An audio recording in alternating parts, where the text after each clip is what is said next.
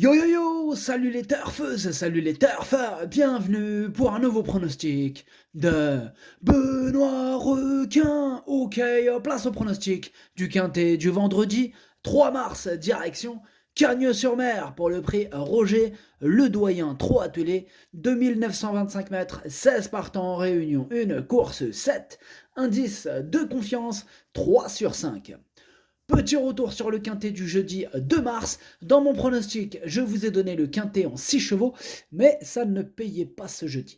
Ok, c'est parti, on commence le pronostic et on commence avec le numéro 1, Goodman Turgot. Et on écoute l'entraîneur Stéphane Cinglan. À Toulouse, Goodman Turgot n'a cessé de reculer par le jeu des relais avant de revenir très bien finir. Toutes ses courses précédentes étaient également très bonnes. Il découvre un engagement correct au premier échelon. Le lot est bien composé, il semble barré pour la victoire par quelques chevaux, mais je reste confiant pour le voir accrocher une place. Eh bien, ce numéro 1, c'est mon gros regret, c'est lui mon cheval de complément en cas de non partant, à possible cassage en vue de ce numéro 1. Ce numéro 1, en japonais, Kokai. Kokai. On passe au numéro 2, Jimmy du Pomereux, et on écoute l'entraîneur David Signé. Je ne suis pas surpris de voir Jimmy du Pomereux aligner les bonnes performances. Il ne faut pas oublier qu'il rivalisait avec de très bons chevaux en début de carrière. Je n'avais pas prévu de le courir, mais son copropriétaire m'a rappelé qu'il aurait le temps de se reposer ensuite, puisqu'il partait faire la monte. Galba Ringit et Fakir du Ranch seront nos principaux rivaux, mais sa place est sur le podium. Eh bien, moi ce numéro 2 me plaît beaucoup, je l'ai gardé assez haut, en 4e position. Ce numéro 2, Yomi. On enchaîne avec le numéro 3, Forest GD. On écoute Romuald Maurice.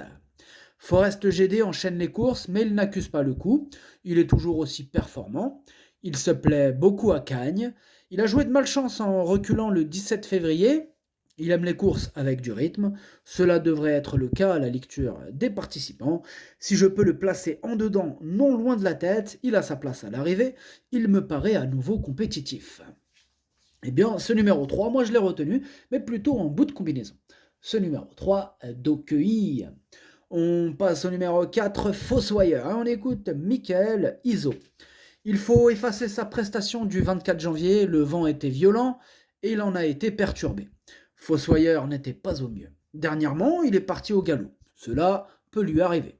Ici, il évoluera plaqué des antérieurs au premier échelon. Il se plaît beaucoup à Cagnes, c'est son jardin. Il a repris un peu de fraîcheur et me paraît bien. Il faut impérativement le cacher, mais il peut se placer. Il est dans son jardin à Cagnes-sur-Mer, Fossoyeur, mais malgré ça, je ne l'ai pas retenu, j'en ai préféré d'autres. Bon, maintenant, il est quand même sur ma petite liste des possibles casseurs de tickets repérés, il est en plein milieu de cette liste même. Ce numéro 4, Kiken. On passe au numéro 5, Choupette Jairi, on écoute Michael Cormy. Choupette Jairi fait ce qu'elle peut. Elle a 11 ans et tire ses dernières cartouches, sa fin de meeting est plutôt décevante. Ici, elle découvre un engagement en tête, on est sur place, ce qui incite à courir, mais cela s'annonce difficile avant coup. Eh bien, moi ce numéro 5, je l'ai écarté. Ce numéro 5, Caqueux. On passe au numéro 6, Darkside, et on écoute Nicolas Hench. Faute d'engagement à Cagnes-sur-Mer, Darkside n'a pas couru depuis plus de 2 mois. Pour cette rentrée, après 2 mois d'absence, il risque logiquement de manquer de conditions face à des chevaux de qualité et affûtés. Cela dit, il est idéalement engagé au premier échelon et même s'il aura du mal à terminer dans les 3 premiers, il n'est pas hors d'affaire pour les petites places. Eh bien, ce numéro 6, je ne l'ai pas retenu, mais c'est lui le chef, le capitaine de ma petite liste des possibles troubles faits. Possible cassage en vue, attention quand même avec ce numéro 6. D'ailleurs, il sera plutôt en vue, il ne sera pas du tout abandonné à la cote. Donc voilà, moi j'ai personnellement choisi de le mettre de côté, d'en mettre d'autres. Voilà, c'est mon choix. Ce numéro 6, Kiken. On enchaîne avec le numéro 7, Gangster d'Avanès, et on écoute David Signé. Gangster d'Avanès s'est montré fautif dans le dernier tournant mardi au trot monté. Sa forme ne fait aucun doute. Je le présente de façon rapprochée car il est plus à l'aise à Cagnes que sur les autres pistes provinciales. Je le défère des 4 pieds, hein, ce que je n'ai pas fait depuis bientôt 2 ans. Il n'a jamais brillé ainsi, mais il faut tenter. S'il se montre sage, il peut prétendre, ce sera tout ou rien. Ouais, et on est un peu dans le doute là avec Gangster d'Avanès. Moi je ne l'ai pas retenu, mais là à l'arrière de ma petite liste des possibles troubles faits, donc on va lui accorder une petite note de méfiance. Ce numéro 7, Kiken. On passe au numéro 8, Galba Ringit, et on écoute Romain Derieux.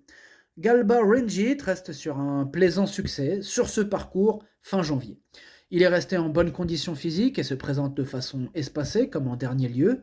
Il fait face à un engagement idéal à la limite du recul et il se plaît particulièrement sur cette piste. Il y a 2 ou 3 sérieux clients comme Jimmy Dupomereux ou Fakir du Ranch, mais il a un premier rôle à jouer. Eh bien, ce numéro 8 fait partie tout simplement de mes préférés, hein. Je l'ai gardé très haut en deuxième position. Ce numéro 8, Watashi no Nibame no Okiniri. On enchaîne avec le numéro 9, Anki Tonk Blues, et on écoute Nicolas Hench. Dernièrement, sur ce parcours, hein, Anki Tonk Blues n'a été devancé que par Fakir du Ranch, alors qu'il effectuait une rentrée après 2 mois d'absence. Sa forme ne fait aucun doute, mais il doit cette fois rendre 25 mètres. Cette sortie a seulement pour but de le qualifier pour la coupe le 10 mars. En effet, il faut avoir couru à 3 reprises cet hiver à Cagnes pour être qualifié, mieux vaut l'écarter. Eh bien, ce numéro 9, lui en revanche, je l'ai écarté. Ce numéro 9, Caqueux.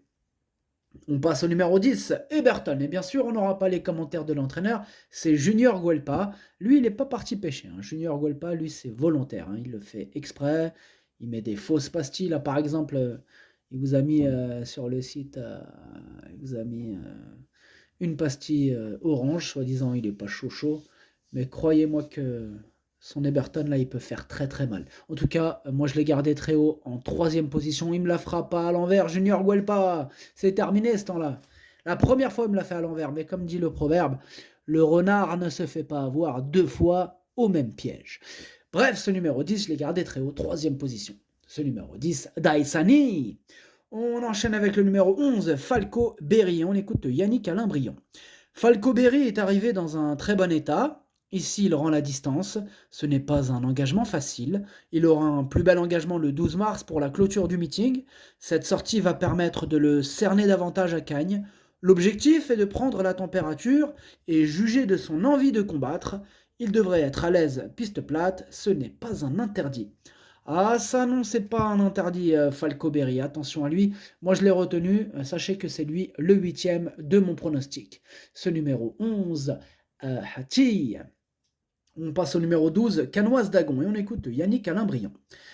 Canoise d'Agon a été excellente cet hiver à Cagnes, hein, terminant sur les podiums. Ici, elle rend la distance. Ce n'est pas une grande vireuse. Aussi, il faudra un déroulement favorable. Elle évolue au mieux. Elle peut dès lors prétendre à une place dans le quintet. Elle a 11 ans et tire ses dernières cartouches. Elle peut encore grappiller de l'argent. Ah, elle peut encore grappiller de l'argent. En tout cas, moi, je l'ai gardé, enfin, elle me plaît bien, et je l'ai mis en 5e position. Ce numéro 12, Doi. On enchaîne avec le numéro 13, Espoir Delphini. On écoute David Alexandre.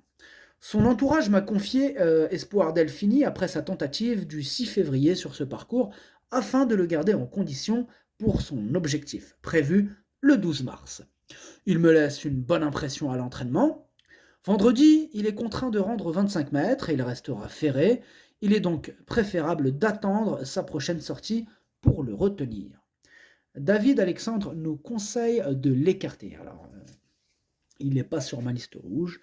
On va lui faire confiance. En tout cas, dans tous les cas, sa candidature, avec tous les éléments pris en compte, ça ne me donnait pas envie de le retenir. Donc, je ne l'ai pas retenu. Voilà, j'assume, je ne l'ai pas retenu. Voilà. Bon, le numéro 13, donc, non. Ce numéro 13, Caqueux. On passe au numéro 14, Charlie Delaunay. Et on retrouve encore Junior Guelpa qui nous présente donc, on a dit, le 10 et le 14. Par contre, pour le 14, pour le coup, je m'en méfie un petit peu moins que pour son comparse, là. Donc ce numéro 14, je ne l'ai pas retenu, mais c'est quand même un regret, parce que je me dis que, voilà, il va pas être non plus ridicule, hein, ce Charlie Delaunay. Attention quand même à lui, gardez-le, surveillez-le un petit peu quand même Un peu comme le lait sur le feu, par exemple, faut pas le laisser monter à ébullition, hein. Bah oui, sinon la recette, elle est foutue. Enfin bref, ce numéro 14, c'est un regret, c'est mon deuxième cheval de complément en cas de non partant. Ce numéro 14, Idomenoko Kai. On enchaîne avec le numéro 15, Fakir du Ranch, et on écoute Yannick Alain-Briand. Fakir du Ranch est resté en pleine forme depuis sa victoire du 17 février. C'est toujours compliqué de rendre la distance à Cagnes, mais si cela peut se mettre comme en dernier lieu, il dispose à nouveau d'une première chance. Je crains en priorité Galba Ringgit, un cheval capable d'aller de l'avant et faire du rythme. Eh bien, ce numéro 15, c'est tout simplement mon préféré, malgré son rendement de distance, malgré ses 25 mètres, je l'ai installé en tête. Ce numéro 15, Okiniri. Et on termine avec le numéro 16, Évariste Dubourg, et on écoute Jean-Marie Roubaud. Évariste Dubourg va courir comme en dernier lieu, en venant sur les autres. Il va conserver ses fers, comme le 17 février, dans une épreuve similaire. Il est difficile d'envisager la victoire, mais à l'issue d'un déroulement favorable, il peut prendre une place à l'arrivée du Quintet. Moi, ce numéro 16, il me plaît bien. Bon, je l'ai gardé en bout de combinaison, mais je l'ai gardé. Ce numéro 16, Nanaï. Le pronostic, ça donne 15, 8, 10, 2, 12, 3, 16. Merci d'avoir suivi cette vidéo. N'hésitez pas à mettre un pouce bleu si la vidéo vous a plu. Vous aidez ainsi grandement la chaîne. Pour accéder à tous mes tickets pour la course du Quintet, rendez-vous directement en description de la vidéo. À jouer avec modération. Bonne chance. Chopez-le-moi. Ciao.